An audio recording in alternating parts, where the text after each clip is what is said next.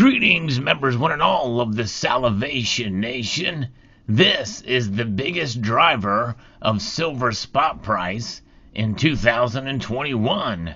Let's explore.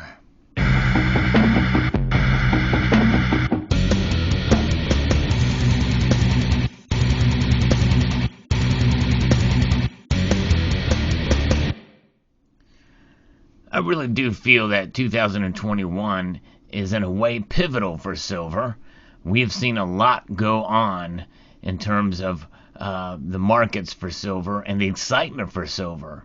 And that is encouraging to see a lot of new silver stackers. I mean, physical silver stackers in the fray. I think that is nothing but a great thing. But we know many can be frustrated if they're new and they don't see the price move in a certain direction they think it should go.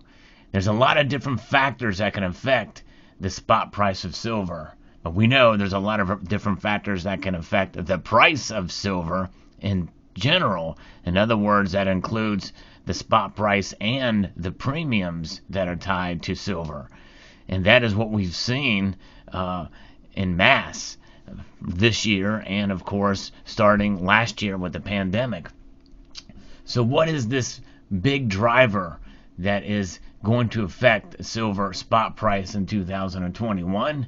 Well, we're going to find out when we interview Max Porterfield, the president and CEO and director of CLLXF, and he has some good thoughts on that subject among other things. And as we talk with him, we're going to kind of break it down because the markets are very fickle, they're very volatile, and there's so many different factors that can come into play on a day-to-day basis. But we're looking through the scope of this year and where the trends are going, and with the versatility of silver's uses, just as much as a variety of silver that you can buy in the marketplace. So in this sponsored video, we are going to discuss these issues and more with Mr. Porterfield. And we have Max Porterfield with us. He's the president and CEO of CLLXF. He's got over 10 years experience in natural resources and financial markets. He was previously with Brazil Resources Incorporated, Uranium Energy Corporation, and U.S. Global Investors. He's a graduate of Texas Tech University with a bachelor's degree in business administration. So welcome, Max. How are you? I'm doing great. Excited to be here. Good. And here we are in 2021. We've seen a lot over the last year, especially with the pandemic and the like. There's a number of statistics that have really exploded lately, and especially with a $30 trillion debt. We've got a global policy stimulus that is in effect here for 2020 and 2021. We've got 201 is another number that is quite interesting for central bank interest rate cuts since February of last year. It's amazing how much is going on. That's a global thing. We got $1 billion at central bank purchases, $1 billion of financial assets every hour since February of 2020. 78,591 is the national debt for each taxpayer, and that is the debt to equal to $27 trillion. 1% global market cap of Bitcoin and other cryptocurrencies, $2.3 trillion as a percentage of global equities and bonds. So these are staggering figures. And what are historically the implications of these easy money policies in the economy, known as modern monetary theory? What are your thoughts on when you see statistics like that? Well, I mean, obviously that's something like I like to see, or anybody for that matter. It's something that it seems like a slow motion train wreck in a lot of ways. And, you know, it is leading to inflation. I think that anybody can agree that there is inflation going on over the past, 12, 18 months since this pandemic took hold, and all these policies got in place to really exacerbate the already, tough situation I think that policymakers are in. And I don't see a way to unwind it. I mean, I think we're in a hyperinflationary environment. You can see it across the board. Metals, resources, real estate are all performing very, very well because of that. And I think, oftentimes the world likes to tell each other comforting lies as opposed to the hard truths. And that's what we're in the midst of right now with everything going on. That's a good way to put it. With Biden's victory and the Democrats in control here in the U.S., essentially it's a blue sweep across the board. How do you see this shaping the next 4 years for the markets?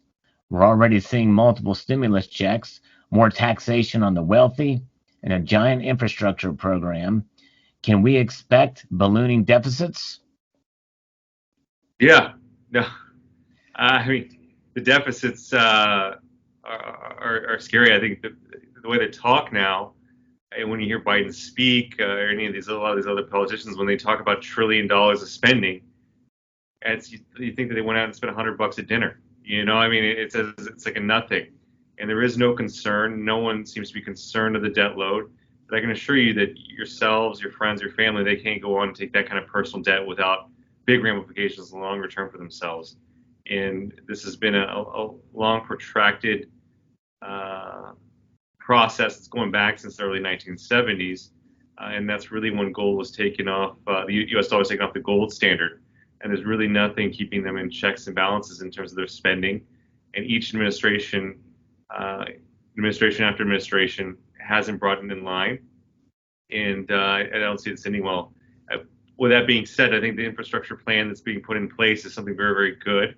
I think that's something that is, if you're going to take on debt for job creation, that's something I can agree on.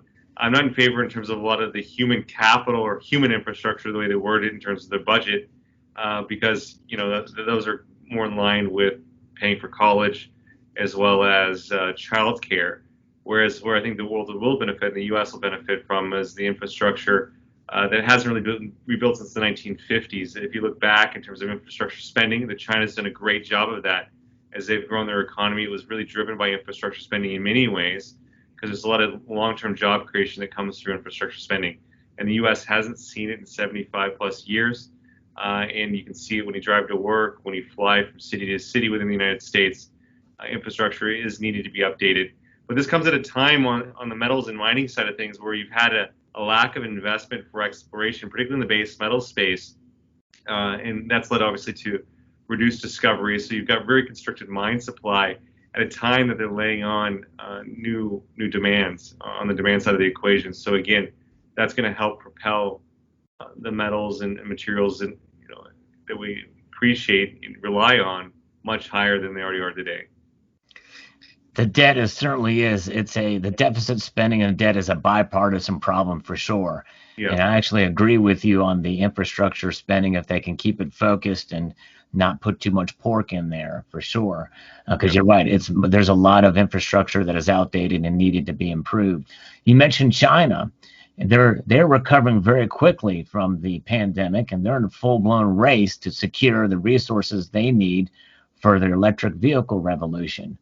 We know Biden wants to electrify the federal fleet. Do these politicians know how difficult it is to find zinc, copper, and other silver? No, and I think that's a good point in your question you bring up is that politicians put in place policies without really looking further down in terms of what are the ramifications of the policies they put into place. For instance, you put in policies like in California or New York where by 2035, all the cars need to be electric of some sort. And what is the implications of that? From the supply side, we already have very, very tight. You're in a deficit right now in the copper market, and then you layered on a big new demand driver for copper. I mean, look at platinum prices, for example. Platinum prices, were healthy, but the minute that there was policy put in place where every single vehicle needed a catalytic converter, platinum prices rocketed. Because you had demand that was going to outstrip supply, and you're doing the same thing on a very, very tight market, in particularly in the copper space, as well as all these other metals that would feed into this the electric vehicles in this kind of example. That again, I agree that they don't really have the foresight in terms of what is the implications further down on the supply side to meet the demands that they're putting in place. And that is essentially a form of a squeeze on the industrial side for the demand for silver. Speaking of squeeze, what do you think about the silver squeeze movement? and with regards to what's going on in that space, which is the physical demand for the investment bullion that's out there.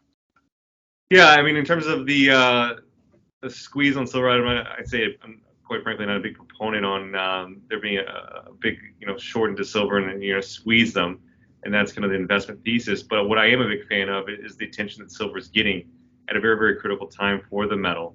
And I do believe that silver prices are going to propel higher than they are today. I think that there's been more recent correction now, kind of bouncing off of that, but that's healthy in a longer-term secular bull market for metal. But absolutely, that you alluded to, silver does have excellent industrial demands that are going to be more and more prevalent and utilized at a time where, again, supply is very, very difficult across the board. And you can kind of see that in any metal you look at, because aside from lack of investment, these discoveries are getting more and more challenging to make. So I am a big proponent on the metals markets in all real assets, coupled with obviously the inflationary scenario. But what's really underpinning it is the supply demands fundamentals behind the move in silver. And I don't believe it's transitory. This whole notion that everything's transitory, everything's going to come together, I just don't really buy into that thesis. And again, I kind of consider it a comforting lie. Right. Yeah. Soft language to try to comfort the masses. And it is, I agree. I believe that probably the industrial demand is probably what's going to drive the spot price up. We're seeing high premiums for investment grade bullion, which is the proponent of the silver, of what has been happening with the silver squeeze here. Let's get to CLLXF. This is the company that you run. Can you elaborate how this company aims to create value for its shareholders? Yeah, absolutely. So we're a mineral exploration company, and we're focused on making discoveries, but we're making those discoveries in close proximity to existing infrastructure where there's known mining communities. And that's, I think, the biggest impact we can have as a company is not only the ability to supply the world's appetite for base and precious metals, and it's obviously critical. I mean, if you look at anything around the world, you touch it, it's either been mined, pumped, or grown. And so to be able to facilitate that and then facilitate long-term job creation through discovery is our ultimate objective at CLLXF. And when we're successful at doing that, we're going to be very, very happy shareholders as a whole. So again, that's the focus. We've got emerging discoveries across the portfolio. What's getting the most attention is our Rainbow discovery, which is an exceptionally high-grade copper discovery that also hosts gold, silver, and zinc. And that's in a very critical time for the community of Flin Flon. And we also have some near-surface silver that we've discovered in New Brunswick that we actually have a drilling campaign that's ongoing right now to expand upon. So again, we're an exploration company looking to drive value for our shareholders through the discovery and development of base and precious metals deposits in Canada. And that news about the Rainbow deposit is very encouraging to see these new drill results come back. Can you detail some of the various achievements of other areas? Well, I mean, in terms of Rainbow, I think the best way to put it is if you look at Rainbow, what makes Rainbow so exciting and unique is its proximity to infrastructure is one. Oftentimes, if you look at an exploration company, they're exploring very, very remote locations. And what that does is it costs a lot more money. And there's because you have to get your people out there, you've got to get drill rigs out there, and you've got to do surveys very, very remote. The more remote you are, the more costly it becomes just from an exploration perspective. In addition to that, when you have a deposit and discovery that's very, very remote, your upfront capital costs or the cost to take it to go into production are much higher. You're talking in the billions of dollars in many instances. Whereas Rainbow is discovered just 16 kilometers away, roughly 10 miles for the U.S. audience, from the town of Flin Flon, Manitoba. That's in the town that's been producing for over almost 100 continuous years. So there's a production track record there. There's rule of law, and there's infrastructure, and there's human capital. In terms of human capital, you've got the people there that have that skill set. And this comes at a very critical time for that community in Flin Flon because the flagship mine that's been operated, for 20 plus years is due to shut down next year because they've mined all of the deposit, and that's very public information. So the Rainbow deposit comes at a very critical time for that community. It's an ideal location, and it's also located within 200 meters from a hydroelectric power line. And as the world shifts away from the hydrocarbon and the idea that oil and natural gas are bad, and then how we're going to replace that with electric vehicles, well, you're going to need base metals to do that. But you need to really look at how that's sourced and what is your power generation to, produce the metals, and is that clean? And located in close proximity to a hydroelectric power line is very, very key because it's clean, low-cost power. And then what really makes the rainbow shine in many ways is in many ways more than ways than one, is that it's exceptionally high grade. If you look on average in the rainbow drilling to date, it's over 4% copper. In some of these intersections, we're getting over 20% copper, so exceptionally high grade copper. And if you look around the world, for example, the average global grade for a copper mine is 0.5% copper. To be in the top 10 highest grade copper mines in the world, you need roughly 3.75 to 4% copper. So we're hitting exceptionally high grade copper at a very, very critical time for the world's needs, and more importantly, for that local community's needs. And so that's really why I'm excited about Rainbow, and I know the team is as well. And that's one thing I should mention is our technical team has been credited with the discovery of 3 of the 4 largest mines in that town's history. That's again had that 100-year production record. So the team's done it before, and I have no doubt that we're in the midst of doing it again, and we're just really excited to see it all unfold. For an exploration company, that's what you want to hear. Close proximity to high-grade infrastructure and high-quality drill results. Amazing. And having a great team around you, and it sounds like that's what you have. Absolutely. Yeah, we're very, very fortunate. So how much of the company is owned by insiders, family, associates, or institutions?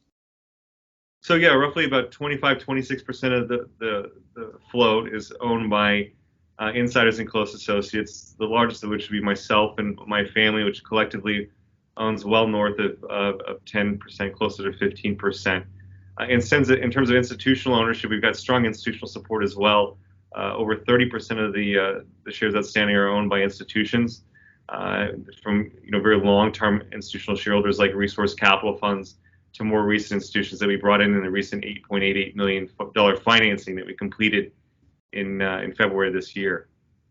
Great. So what are you focused on in 2021? You kind of alluded to some of this earlier, but anything else you want to talk about that you're working on for this year? Yeah, well, I mean, all eyes are on Manitoba and the rainbow discovery as we expand that. We're also expanding the exploration along that trend to make other discoveries there. I think really from our outlook, we believe that there's a strong potential for the future to be at Pine Bay where the rainbow discovery has been made. And we're in the midst of a very large drilling campaign, 30,000 meters of drilling that's fully budgeted. That's going to be completed between February of this year to the end of this year. So that's going to be, again, where a majority of the CapEx is. In addition, we have the silver discoveries that are very near surface in New Brunswick, and that's adjacent to a preliminary economic assessment staged asset in the Bathurst portfolio. Notably, the Nash Creek deposit is a sizable zinc lead deposit that we've now started hitting silver along that trend that we're expanding upon. So that's a 4,000 meter program that's underway right now. And then in Newfoundland, which I didn't touch on, we've got a Point Leamington deposit, which is a sizable historic resource that we're working to update. And it's historically a gold resource, a gold, copper, zinc resource that we're getting updated, and we'll be announcing the updated resource there, as well as preliminary work to generate drill targets on a regional basis in Newfoundland. And Newfoundland's a very exciting area right now, particularly for gold. So multi-asset portfolio that we're advancing in tandem, but all eyes and all focus is predominantly really on the rainbow. Great. Sounds very exciting. And so the last question I want to ask you is, and maybe this year is it, but what would be defined as a successful year for CLLXF Mines? Well, a successful year is going to be to continue to expand the rainbow. I'd like to also hit another discovery out in Manitoba. That would be really exciting. I mean, that's obviously I'm asking for a lot of our team. But expanding the rainbow and showing that the rainbow is continuous and we continue to grow that is going to be the upfront focus, and that's going to be what I would really hang my hat on. And then in terms of in New Brunswick, we want to be able to show a sizable zinc resource. We're drilling right now along a 10-kilometer trend where we actually intersected silver 6.8 kilometers apart from each other. So the outcome of that would be to show that trend is mineralized with silver, and then be on a path to drill out a near-surface silver resource in New Brunswick. and then in Newfoundland being able to update that resource and put that out, across the board would be success in all three jurisdictions that we operate within. And if people want to get in contact with CLLXF, I'm going to put a link to the website below, all the ticker information as well. I always encourage my viewers to do their own due diligence, but it's exciting, some of the news, and that's just it. Do your research, your own research on the company, but we are very pleased to have Mr. Porterfield here to give you firsthand accounts of what's going on in the company.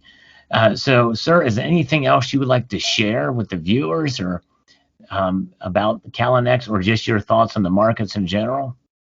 Yeah, no, I would just say stay optimistic about everything. I think that overall we've got to work together. I think that anytime humankind or mankind's been tested in any form, there's always been a tremendous amount of resiliency. And the same can be said with our team in CLLXF. When we've gotten knocked down, we've always come back much stronger than before. And to always keep everyone's head up and happy investing. And if anybody wants to find out more, they can always feel free to reach out in various forms of communication. We'd be happy to answer any questions. Very good. Well, thank you, Max. I very much appreciate it. And thank you all for taking the time to watch this interview. So I'd like to extend a multitude of gratitude to you all for taking the time to watch, and encourage you to please rate, share, comment, and subscribe.